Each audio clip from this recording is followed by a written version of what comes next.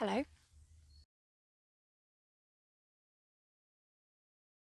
The reason I am here in the woods today is because I wanted to do a little video about how we bought the woodland, and more importantly to us, I think, why we bought the woodland. Starting with how we bought the woodland, my partner and I moved in together quite quickly after meeting each other, and I rented my house and he owned his house. We decided that the better house for our family situation, as I already had a son, was actually the house I was living in. My son was attending school there, so we didn't want to move his location, and I had the better location and the better house anyway, so that's what we decided to do. We thought, given that we were moving in together quite quickly and to be on the safe side, that in case anything ever happened with our relationship, we wouldn't sell my partner's property and that we would rent it out. Fast forwarding in time, our very first set of tenants ended up being nightmare tenants, not what you want as your first experience of being a landlord. And we found ourselves in a situation where we were paying a mortgage on the property that we rented out, as well as paying rent where we lived. Not only that, but the tenants completely wrecked the house. Eventually we got them out, though we were sort of this close to having completely destroyed our own financial situation. We, despite owning this land, we are not a high income family. In fact, we are way below average. I am super into personal finance. That's more along the lines of what you do with your money once you've earned it, but our earning portion of our finances are quite low. Now, we decided to sell the rental property because obviously we weren't actually in a financial situation to be able to take on being landlords. If anything goes wrong, as it did, we were screwed. So we got out of that bad situation just in the nick of time for us, and then realised that there's no way we wanted to do that ever again. Maybe we'll be landlords one day in the future, maybe, unlikely, but we would have a much different personal financial situation if we were ever to do that. So that really pushed us into thinking, okay, well, now we have sold the property, which is what we then decided to do. What do we do with that equity that we took from that property? And we could have bought a house for us to live in, but being into personal finance, I knew that probably wasn't a good idea, because what we would actually be doing with that money then was using it to buy debt and giving the bank all our money, and the mortgage would have been more expensive than our rent, so it didn't make any sense to do that. We decided that we wanted to invest it somehow. We didn't want to squander that money and just waste it on, say, holidays and cars, or even just leaving it in the bank to suffer from inflation. We knew that we needed to put that money into something, and obviously that turned out to be the woodland.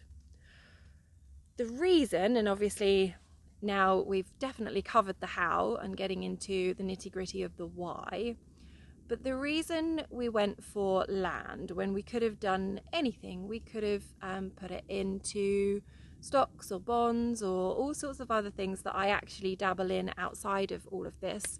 It could have gone into cryptocurrency, which we also have. But the reason we went for land is because we're doing all of that stuff anyway, and that seems a lot more risky than land or housing. And to own a piece of land outright, which is a lot cheaper than buying a house, so it's possible, it's much more achievable to own land outright. So to own the land outright seemed to be the natural choice, really, because you're still benefiting from it as an investment. Land seems to pretty much track the housing market, housing markets, and that felt like we weren't losing out financially. It was almost the same as that equity being in a house. But the benefits of owning the land is obviously that we're then not purchasing any debt. So we didn't owe anything to anybody anymore. And it also meant that, unlike having a rental property, there's no real work involved. If you want to go away on holiday, or you are ill, or you just don't feel like it, then the woodland doesn't care. Nobody's knocking on your door saying, hey, you need to do this, you have legal responsibilities. I mean, there's a little bit. If a tree falls over across the road, then I need to come and sort that out. But it's not likely that that's going to happen. Whereas if you take on tenants in a house, that's the kind of thing that's happening all the time, and you need to put that time and effort into it on their schedule, not on yours.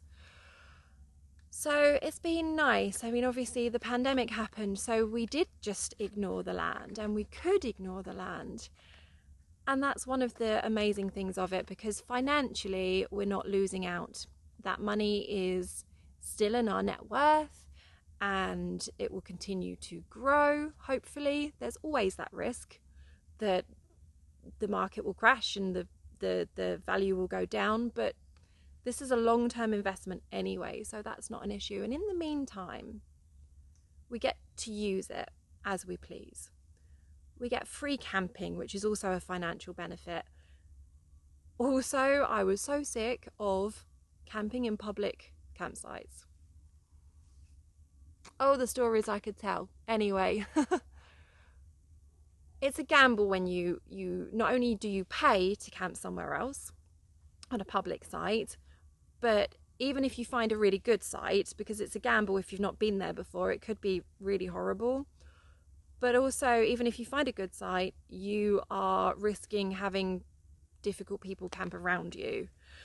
And that was the issue that we found, that we wanted to go camping so much more than we actually did, because when we did, other people would ruin it.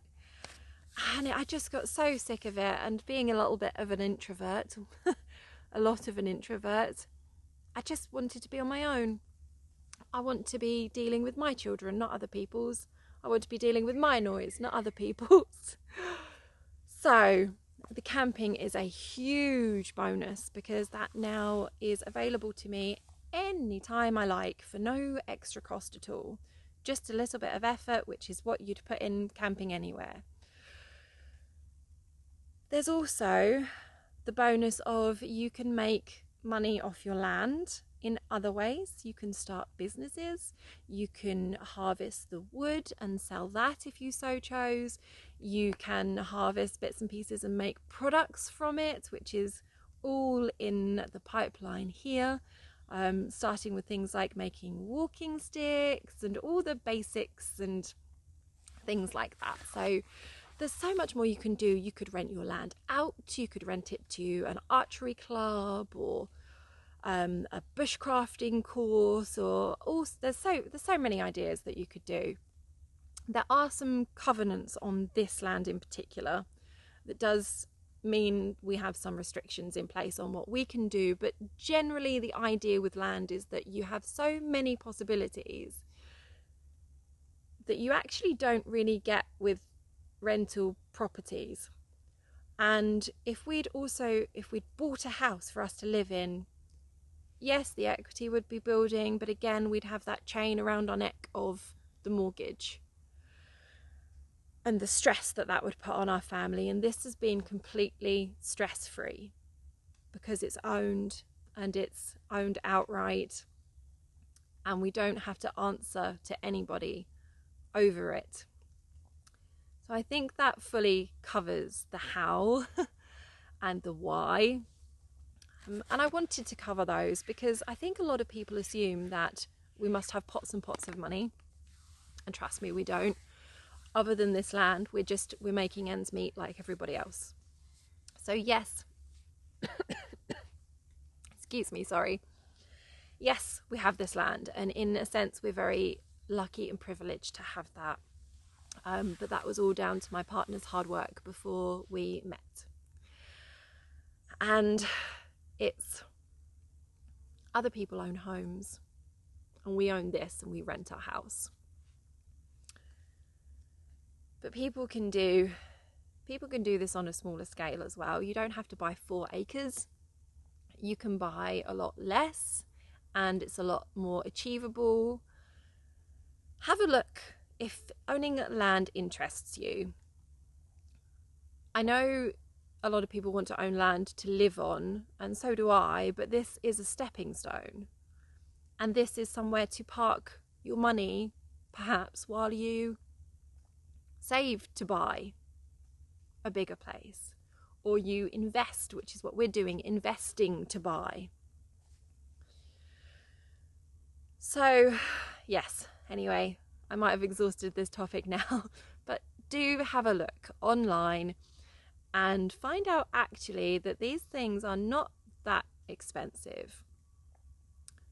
If you are interested in knowing more about the process and maybe the covenants on this land that we bought, that kind of thing, or the restrictions in England, if that's something you don't really know about, sort of the reasons why you can't just buy a piece of land and live on it, the restrictions for what you can and can't build, I'm not an expert, but I do know quite a bit, having gone through this process myself now.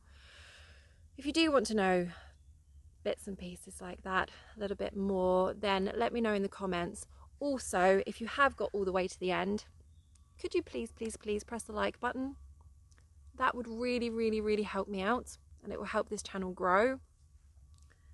2 seconds of your time, if that, hitting the like would really help me. Right, I'm going to see if I can go and do some sort of bushcrafting bits and pieces while I'm here, and maybe film that for the next video. See you later, guys. Bye.